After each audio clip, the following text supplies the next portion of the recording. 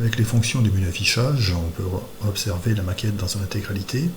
Et souvent, on a besoin d'aller chercher une information sur un objet en particulier à l'intérieur de la maquette ou sur un groupe d'objets.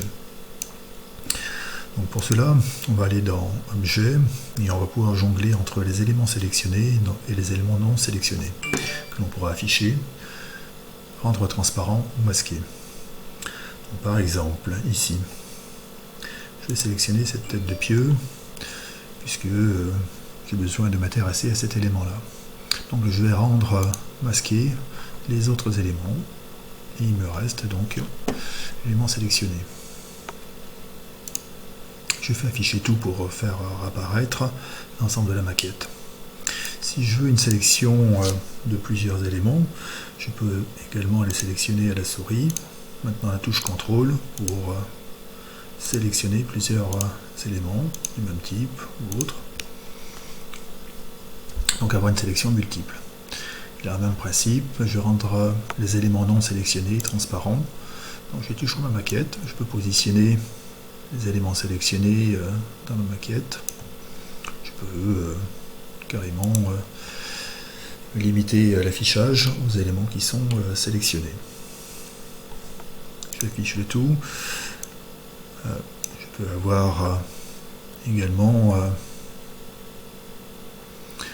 l'effet inverse. Je sélectionne cet élément, c'est l'élément sélectionné qui va devenir masqué pour simplifier un petit peu ma maquette, pouvoir rechercher les éléments que je souhaite découvrir. Une autre possibilité de sélectionner plusieurs éléments à la fois, c'est d'utiliser les listes. Donc dans la structure, donc ici on retrouve la structure du bâtiment, le projet, le site, le bâtiment, les différents niveaux. Donc ici on a un niveau de fondation superficielle. Si je clique dessus, je vois que mes éléments de fondation superficielle sont mis en surbrillance, donc ils sont sélectionnés, à 94, et je peux masquer les autres éléments pour pouvoir me limiter à cette partie-là. Une autre possibilité d'utiliser les listes, c'est de passer par le type d'objet. Donc on va retrouver les différents éléments, donc on a des pieux, on a des fondations, des dalles, des poutres, des murs. Donc en utilisant type d'ouvrage, je vais sélectionner l'ensemble de mes longrines. Donc je clique sur poutre.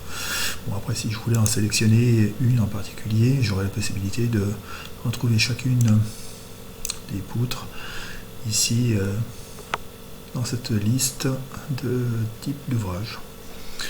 Je vais masquer les éléments qui ne sont pas sélectionnés et j'ai donc à l'écran l'ensemble de mes longrines. Pour avoir sélectionné l'ensemble des longrines, je vais en choisir une en particulier. Donc elle est bien sélectionnée dans la liste. Et là, en bas à droite de l'écran, j'ai les propriétés.